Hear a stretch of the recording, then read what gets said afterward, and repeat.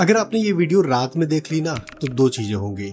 या तो आप रात भर सो नहीं पाओगे या आप बहुत ज्यादा मोटिवेटेड हो जाओगे, रात में ही उठकर प्लान बनाने लगोगे कि चलो इसे इम्प्लीमेंट करके देखते हैं। क्योंकि आज हम बात नॉर्मल सैलरी कैसे बचाएं, सैलरी कैसे बढ़ाएं, इसके बारे में नहीं करने वाले हैं। आज हम बात करने वाले हैं रियल एग्जाम्पल्स की, रियल इन्वेस्टमेंट टूल्स की, रियलिटी में अपने पैसे को कैसे ग्रो कर सकते हैं। हम जब स्कूल में होते हैं, हम जब कॉलेज में होते हैं, हमें पैसे कमाने सिखाए जाते हैं। हमें ये बताया जाता है कि किस तरीके से हम मैथमेटिक्स के अलग अलग फॉर्मूला रटेंगे, किस तरीके से हम लोग केमिस्ट्री में अलग अलग केमिकल्स के कंपोजिशन को सीखेंगे, हम फिजिक्स के अलग अलग तरीके के लॉज को सीखते हैं, पढ़ते हैं, समझते हैं। हम मैथमेटिक्स पढ़ते हैं, एडवांस कैलकुलस, स्टैटिक्स, बहुत सारी चीज़ें पढ़ते हैं। हम कॉमर्स के स्टूडेंट होते हैं, आर्ट के स्टूडेंट होते हैं, ह्यूमैनिटी के स्टूडेंट्स होते हैं, अलग अलग चीज़ें पढ़ते हैं, सीखते हैं और एक पर्पस होता है कि किसी तरीके से हम कुछ कमाने लगे। लेकिन दो चीजें आपको इसमें कभी भी नहीं सिखाई जाती। पहली चीज आपको ये नहीं सिखाई जाती कि इन चीजों को अपनी जिंदगी में अप्लाई कैसे करना है। दूसरा, हमें कभी पैसों को मैनेज करने के बारे में नहीं सिखाया जाता। अगर आप अपने स्कूल में भी देखोगे ना, अपने कॉलेज के टाइम को भी याद करोगे तो आपको ये समझ में आएगा कि यार उस समय पूरा का पूरा फोकस किस चीज पे होता था कि कौन सा प्रोजेक्ट बना लें, किस तरीके से इंटरव्यू का प्रिपरेशन कर लें, कैसे नौकरी लग जाए, कैसे एक जॉब लग जाए। लेकिन पैसे तो सब लोग कमाते हैं, अलग अलग तरीके से कमाते हैं, अलग अलग क्षमता से कमाते हैं। कोई 5,000, 10,000, 15,000 रुपए कमा रहा होता है, कोई 2 लाख, 4 लाख, 10 लाख रुपए कमा रहा होता है, कोई बिजनेस कर रहा होता है, कोई प्राइवेट जॉब में होता है, कोई गवर्नमेंट जॉब में होता है। अलग अलग तरीके से हम पैसे कमाते हैं। लेकिन उस पैसे का यूज कैसे करना है, कैसे हमें 10,000 रुपए, 15,000 रुपए में अपना घर चलाना है, कैसे इन्वेस्टमेंट करने हैं, कैसे पैसे से पैसे बनाने हैं, कैसे सेविंग की जाती है, कैसे इन्वेस्टमेंट किया जाता है, इसके बारे में हमें कभी नहीं सिखाया गया। कम से कम फॉर्मल एजुकेशन में तो नहीं ही सिखाया गया। यही रीजन है कि आज के समय में आप YouTube पर देखोगे तो बहुत सारे आपको ऐसे लोग मिलते हैं जो आपको पैसों के बारे में बताते हैं, पैसों के बारे में सिखाते हैं। साथ ही साथ बहुत सारे उसी में फ्रॉड्स भी होते हैं। हम में से ज्यादातर लोगों को ये बेसिक चीज भी समझ में नहीं आती। अगर हम पूरी हमारी सैलरी आती है 20,000, 25,000, 50,000 जो भी, उसका कितना % इन्वेस्ट किया जाए, कहां पर इन्वेस्ट किया जाए, क्यों इन्वेस्ट किया जाए, मार्केट रिस्क क्या होता है, किस तरीके से लोग पैसों से वेल्थ क्रिएट करते हैं। आज हम इन्हीं सब सारी चीजों के बारे में डिटेल में बात करेंगे। तो चलिए वीडियो को शुरू करते हैं। देखो, एक चीज ये समझो कि मार्केट क्रैश होता रहेगा, मार्केट ऊपर जाएगा, नीचे जाएगा, यूएस इजराइल का वॉर चलेगा, कोई और चीज हो जाएगी, इकोनॉमी नीचे आ जाएगी, ऊपर जाएगी, ये सारी चीजें होती रहेंगी। लेकिन अलग अलग तरीके के ऑप्शंस हैं, अलग अलग तरीके के इन्वेस्टमेंट टूल है, उसके बारे में समझना, उसके बारे में जानकारी रखना बहुत इंपॉर्टेंट है। कुछ ऐसे टूल्स हैं जो बहुत ही सिंपल है, सेफ है, बट बहुत ज्यादा वेल्थ नहीं देते। कुछ बहुत ज्यादा रिस्की हैं बट बहुत ज्यादा वेल्थ भी देते हैं। आज हम 5 ऑप्शन के बारे में समझेंगे। पहला ऑप्शन है एफडी, दूसरा ऑप्शन है म्यूचुअल फंड, तीसरा ऑप्शन है कि म्यूचुअल फंड में ही थोड़ा सा ज्यादा रिस्क लेकर ज्यादा वेल्थ कैसे बनाया जाए, इसको हम लोग बोलेंगे रिस्क पोर्टफोलियो या हाई रिस्क पोर्टफोलियो। और चौथा ऑप्शन है क्रिप्टो करेंसी और पांचवा ऑप्शन है सेल्फ इन्वेस्टमेंट। ये सबसे इंपॉर्टेंट ऑप्शन है, जो सेल्फ इन्वेस्टमेंट का ऑप्शन है, ये सबसे ज्यादा इंपॉर्टेंट है, सबसे ज्यादा पैसे इसी से बनते हैं। तो चलिए शुरू करते हैं। देखो, एफडी मतलब फिक्स्ड डिपॉजिट, राइट। तो फिक्स्ड डिपॉजिट एक समय में क्या होता था कि आप कुछ पैसे लेते थे, लमसम अमाउंट लेते थे, उसको किसी बैंक में, पोस्ट ऑफिस में, और मम्मी पापा के समय में ज्यादातर यही ऑप्शंस होते थे, या तो LIC या किसी बैंक में FD, पोस्ट ऑफिस में FD, यही ऑप्शंस होते थे।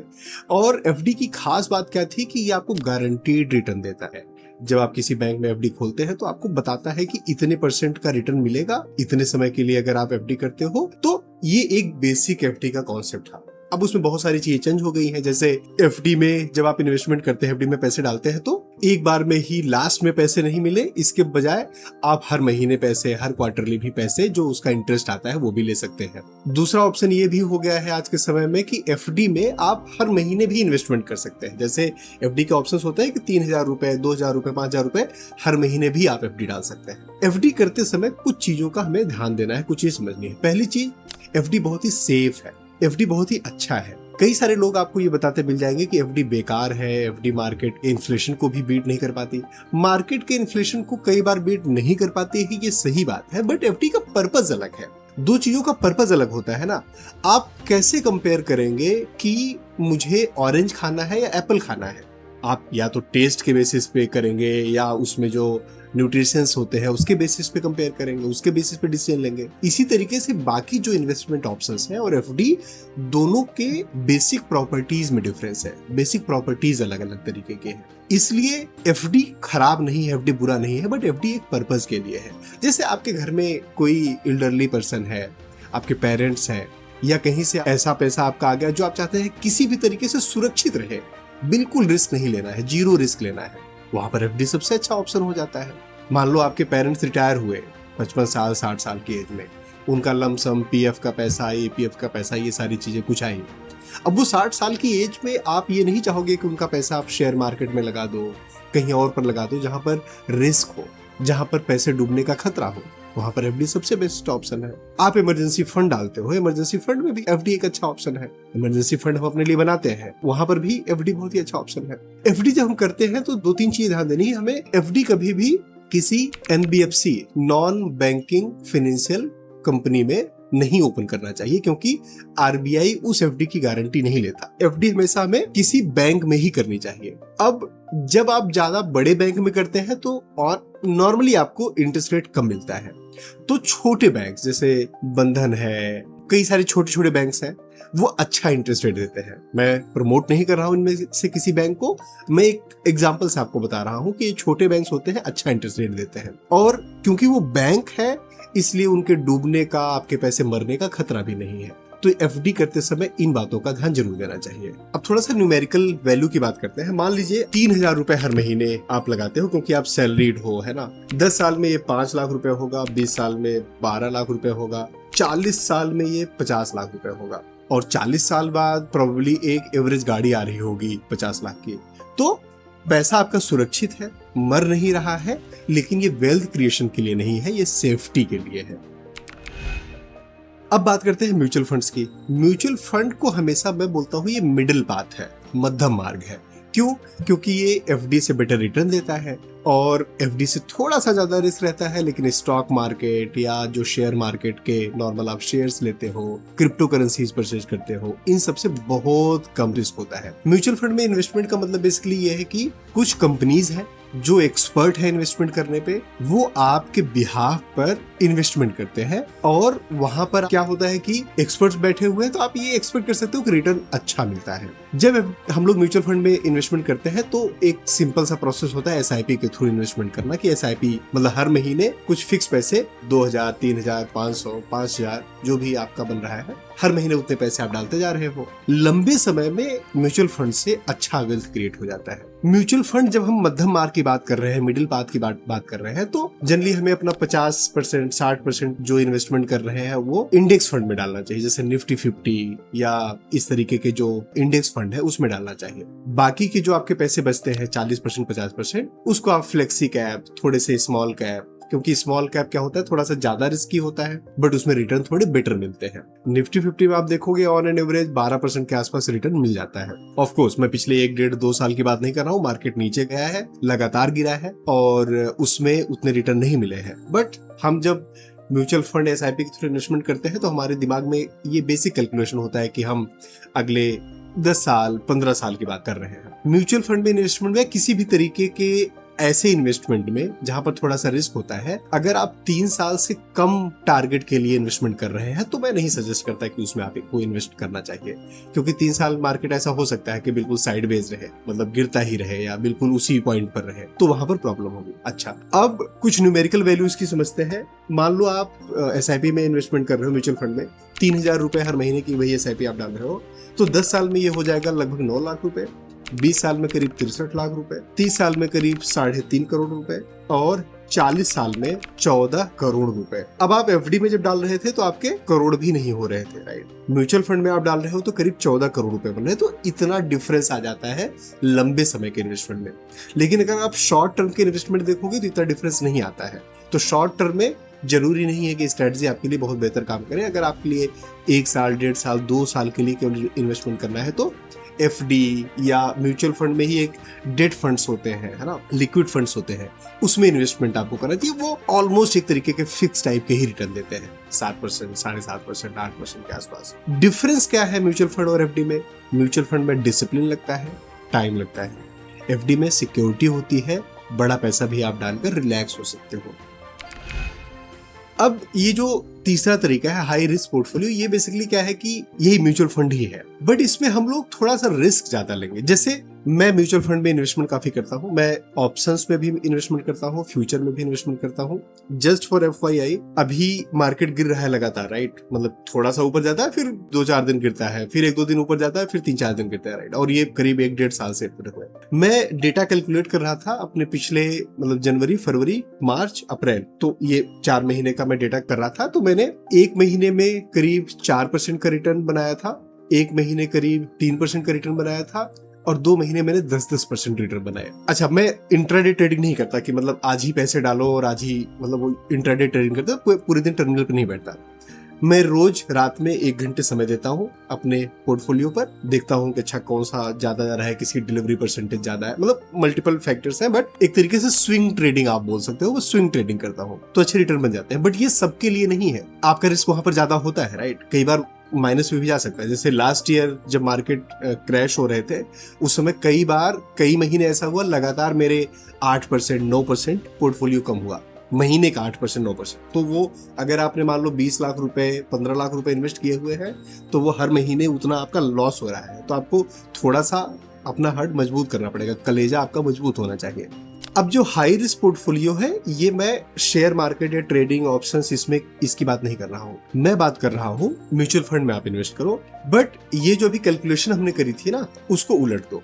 अब आप 70% स्मॉल कैप्स में इन्वेस्टमेंट करो, 30% में फ्लेक्सी और लार्ज कैप, और ये तो अभी ये रिस्क बढ़ गया आपका। तो ऐसा हो सकता है कि 2 साल में आपको माइनस में रिटर्न मिल सकता है, राइट, बट लंबे समय में अच्छा रिटर्न मिलता है। अब हम डेटा कैसे निकालते हैं कि मतलब मार्केट ऊपर जा रही है, इतना इन्वेस्ट करेंगे कितना रिटर्न मिलेगा? प्रीवियस डेटा के बेसिस पे, प्रीवियस जिस तरीके से मार्केट गया है, मार्केट तो एक बार अभी नीचे नहीं जा रहा है ना, मार्केट तो बहुत बार नीचे गया है, मार्केट बहुत बार ऊपर गया है। इसकी न्यूमेरिकल कैलकुलेशन देखते हैं।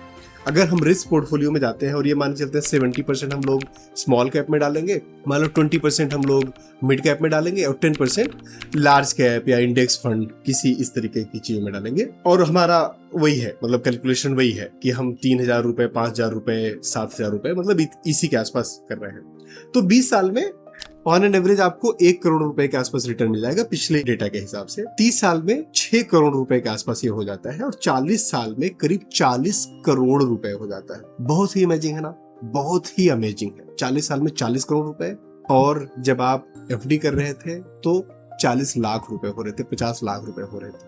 और जब आप म्यूचुअल फंड नॉर्मल तरीके से कर रहे थे, इंडेक्स फंड, लार्ज कैप पे ज्यादा भरोसा करके 12% ऑन एन एवरेज रिटर्न दिमाग में अपने रख के, तो आपका वो 14 करोड़ के आसपास हो रहे थे। ये 40 करोड़, तो बहुत ज्यादा फर्क पड़ता है। बट ये सबके लिए नहीं है। थोड़ा सा आपको, अगर मार्केट कभी 20% गिर गया, अचानक से 30% गिर गया, तो आपको ये भी ध्यान देना है कि वो 20%, 30% गिरना आप सह पाओ, उतना आपके अंदर कलेजा होना चाहिए, फिर होल्ड कर पाओ। होल्डिंग बहुत इंपॉर्टेंट है इस पोर्टफोलियो में। जब इस तरीके के इन्वेस्टमेंट आप करते हो, जहां पर आपने 70% पैसे स्मॉल कैप में डाले हैं, रिस्क ज्यादा है, तो होल्डिंग कैपेसिटी होनी चाहिए। ऐसा नहीं होना चाहिए कि अचानक से कोई इमरजेंसी आई, अब पैसे निकालने पड़े, पता लगा पैसे आपके मार्केट में, पोर्टफोलियो आप मतलब डूबा हुआ है, पोर्टफोलियो आपका कम है, पैसे निकालने पड़े तो आप गालियां ही दोगे, अरे यार सब बेकार है, इन्वेस्टमेंट नहीं करना चाहिए, बेकार है, कभी पैसे नहीं मिलते। नहीं, आपको उस समय होल्ड करके रखना था। जैसे कोविड का जब टाइम आया था, तो कोविड के टाइम में आई रिमेम्बर दिस करेक्टली, क्योंकि मेरे भी इन्वेस्टमेंट थे उस समय, तो आई थिंक फरवरी मार्च के आसपास शुरू हुआ ये लॉकडाउन वगैरह, मार्च से स्टॉक गिरना नीचे हुआ, और अप्रैल एंड तक मार्केट करीब 34%, 36% के आसपास नीचे चला गया था। बट फिर अगले साल जनवरी तक, मतलब अगले 5, 6, 7 महीने में वो रिकवर करके ऑल टाइम हाई पर भी गया। तो आपको उस समय होल्ड करने की कैपेसिटी होनी चाहिए, एपिटाइट ऐसी होनी चाहिए कि आप रिस्क ले सको, होल्ड कर सको। तब आपको ये वाला जो पोर्टफोलियो है, हाई रिस्क वाला पोर्टफोलियो, अच्छा रिजल्ट देता है। अब आता है हम सबका फेवरेट, पैसों की बरसात करने वाला क्रिप्टो करेंसी। पिछले 20 साल में बिटकॉइन 1 रुपए से 2 करोड़ पर पहुंचा है। इथेरियम करीब 20 रुपए से 14 लाख पे पहुंचा है। Insane return.